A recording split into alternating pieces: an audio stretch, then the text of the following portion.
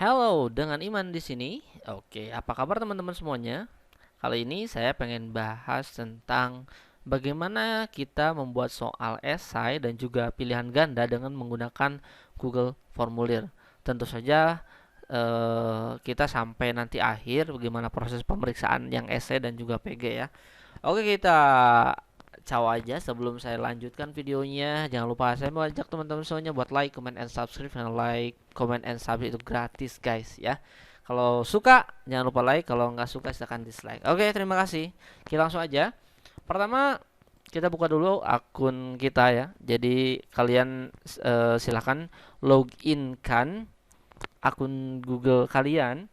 Ini kalau misalkan Bapak Ibu semuanya yang udah memiliki akun belajar.id, ini silahkan dipakai aja akun tersebut karena akun tersebut ini benar-benar unlimited ya. Saya juga ini udah mau 19,7 GB yang terpakai karena semuanya saya lakukan di sini. Itu absen, kemudian pembelajaran dan lain sebagainya saya pakai ini. Karena ini benar-benar bagus banget dan mudah banget ya. Ini dikasih keringanan oleh pemerintah.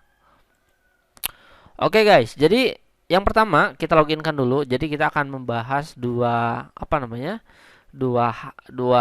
hal pada kesempatan kali ini. Yang pertama kita akan membuat soal PG ya dengan menggunakan Google Formulir dan juga membuat soal esai. Ini masih banyak yang bertanya-tanya gimana caranya dan gimana tata cara pemeriksaannya untuk terutama ini yang bingung pemeriksaan soal di hasil PTS di soal esai ya karena itu tidak otomatis. Nah, itu gimana katanya. Oke, nanti kita akan bahas tapi mungkin yang pertama kita akan bahas dulu yang soal PG ya. Ya, jadi kita akan membuat soal.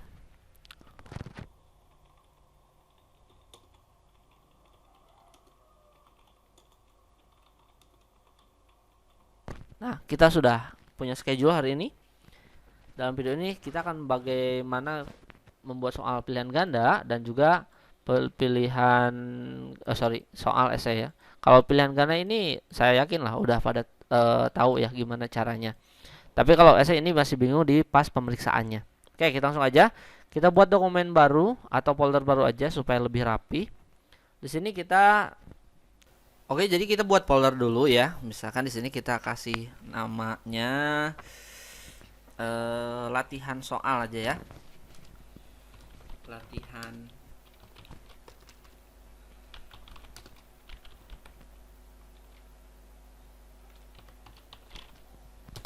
kayak gini aja.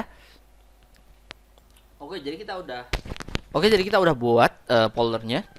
Oke, setelah ini kita double klik. Nah, ini untuk mempermudahkan kita untuk pengelompokan soal Bapak Ibu semuanya ya. Jadi jangan sampai kita buat soal itu tidak dikelompokkan. Jadi nanti kalau di sekolah itu ada arsip. Nah, arsip itu sangat menentukan ya, sangat menentukan di mana letaknya dan lain sebagainya. Jadi kalau misalnya kita ngacak kita pusing rekapnya.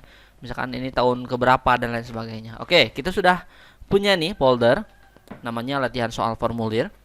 Nah, yang pertama kita akan buat dulu soal pilihan ganda dan bagaimana kita agar si pilihan ganda itu mengkoreksi otomatis. Oke, kita langsung aja. Oke, untuk membuat folder baru, untuk membuat formulir ya, kita langsung aja nggak usah buka di sini ketikan formulir nggak usah. Kita langsung aja di sini klik kanan, bisa langsung formulir atau bisa langsung klik baru di sini langsung formulir. Oke, tapi saya lebih suka di sini klik kanan kemudian formulir kosong. Nah, seperti itu. Oke, nanti akan muncul new tab baru di tab baru ya. Nah, seperti ini.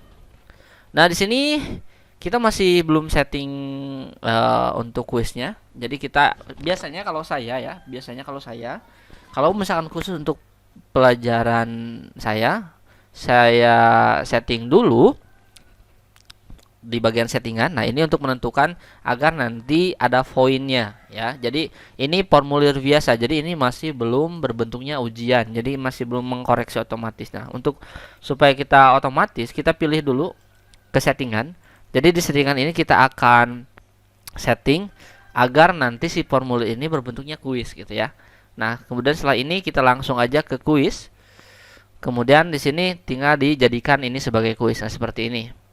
Nah, di sini juga menentukan juga apakah ketika si respon sudah mengerjakan semua PTS-nya Apakah kita akan menampilkan pertanyaan tadi jawab? Nah, kalau misalnya ini biasanya saya hilangkan. Karena apa? Karena di sana saya semuanya diwajibkan isi. Nanti untuk lebih jauhnya saya nanti detailnya. Kemudian jawaban benarnya apakah mau ditampilkan setelah beres, nanti akan muncul apakah nilai poinnya akan muncul atau tidak. Nah, biasanya saya langsung menampilkan ya. Saya menampilkan. Jadi ketika si siswa sudah selesai mengerjakan, maka langsung otomatis bisa melihat nilainya. Setelah itu klik simpan. Ini khusus untuk pilihan ganda ya Bapak Ibu semuanya. Misalkan di sini kita ketik aja.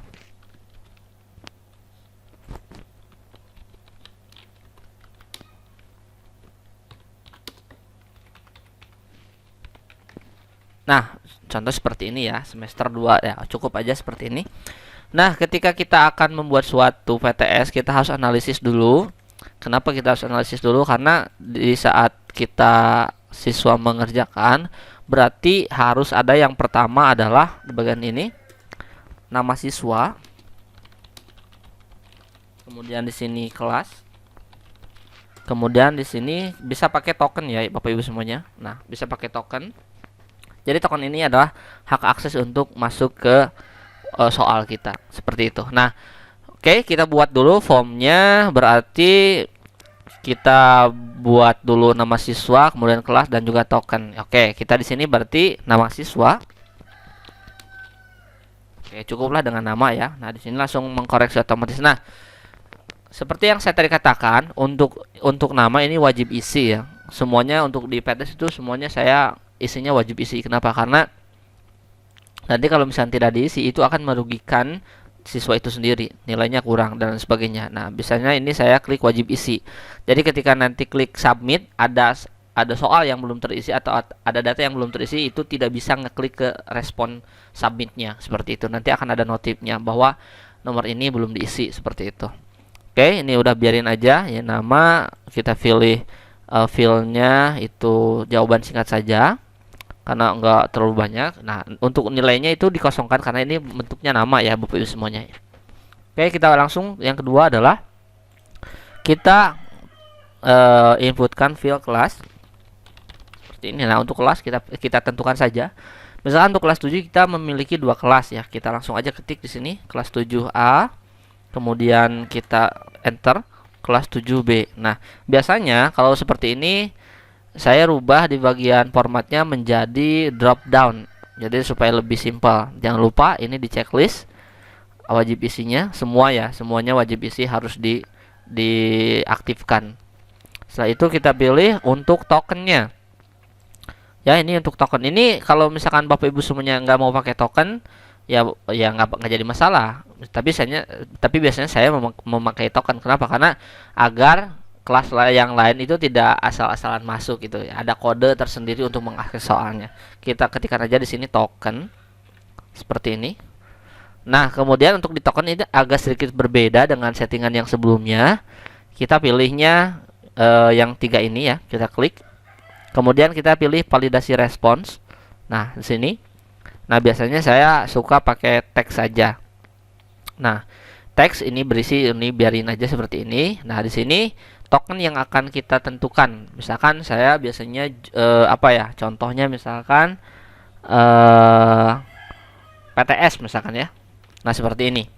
Nah, ini adalah token yang harus yang harus diketikkan oleh siswa. Nah, di sini apabila tokennya diketikannya itu berbeda dengan yang sudah kita tentukan, maka di sini kita kasih pesan. Misalkan misalnya token salah misalkan gitu ya.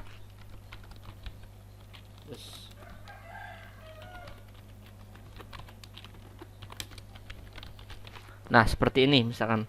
Jadi ketika siswa salah memasukkan tokennya atau tidak sesuai, maka akan muncul pesan token salah. Oke, kita checklist. Nah, ini kita sudah buat di bagian awalnya. Jadi di sini ada 1, 2, 3 ini untuk kelengkapan biodatanya biasanya ya. Atau bisa mau pakai tata tertib ujian, itu boleh. Nah, untuk sekat soalnya kita pilih lagi di sini ada tambahkan bagian. Jadi bagian pertama itu kita khusus untuk biodata, kemudian bagian 2 baru kita ke soal seperti ini. Nah, untuk membuat bagian kita pilih aja klik yang ini yang ada 2 garis ini. Kemudian di sini soalnya ya. Jadi soal PG-nya. Misalkan di sini saya ketikkan soal misalkan prakarya soal PTS ya, sorry. Soal PTS. Oke, udah gitu misalkan. Nah, contoh misalkan saya akan membuat soal PG. Nah, kita langsung tanda plus lagi, tambahkan pertanyaan. Nah, di sini apa pertanyaan kita? Misalkan nomor 1. Apa misalkan apa ya? Misalkan di sini saya tulis yang termasuk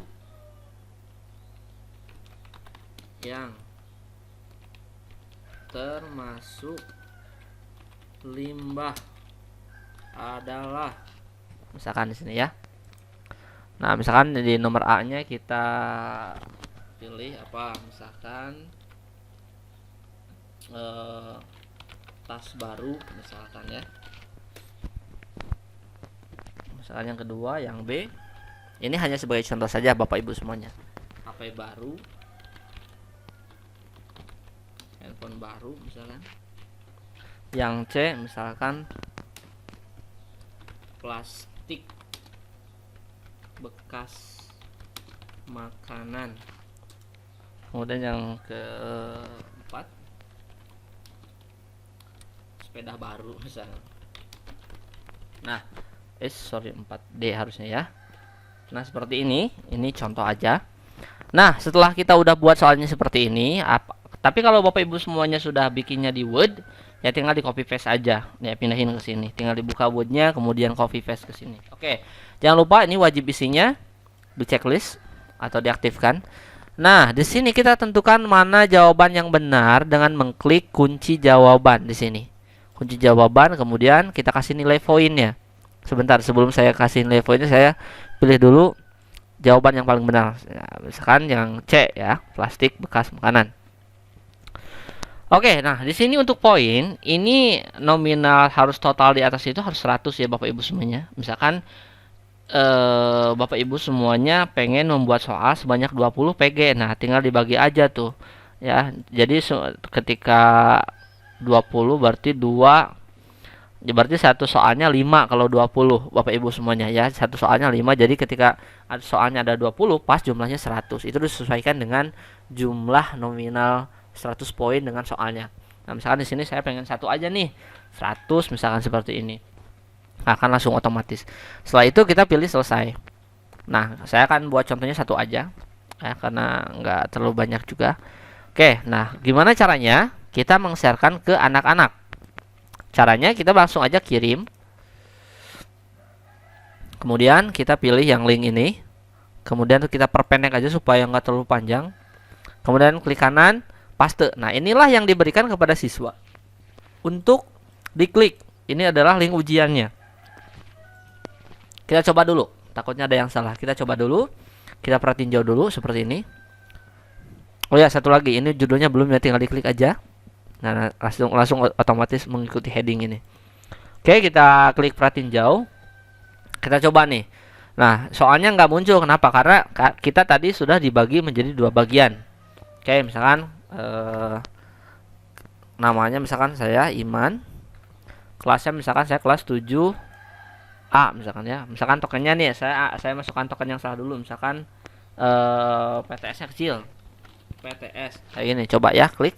Nah, token salah, ini pesan akan muncul. Kenapa? Harusnya tulisan PTS-nya itu besar semuanya. Oke, kita klik PTS seperti ini. Kita berikutnya.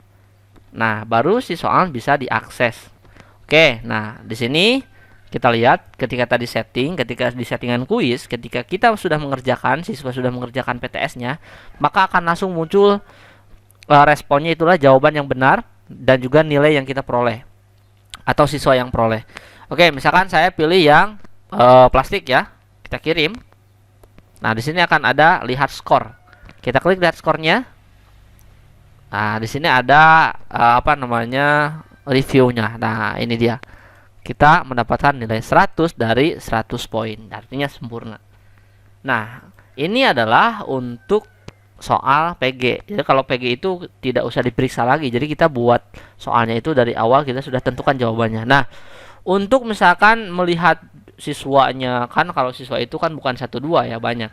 Nah, kita coba lagi isi lagi ya, satu lagi supaya nanti ada dua siswa. Kita klik perhatiin jauh lagi. Misalkan di sini Budi. Saya ketikkan Budi aja. Kemudian di sini kelasnya 7B misalkan ya. Kemudian jawab PTS seperti ini, kita klik. Nah, si Budi ini karena dia salah, misalkan yang ini kita kirim. Skor dia akan mendapatkan 0, itu pasti. Nah, karena jawabannya salah.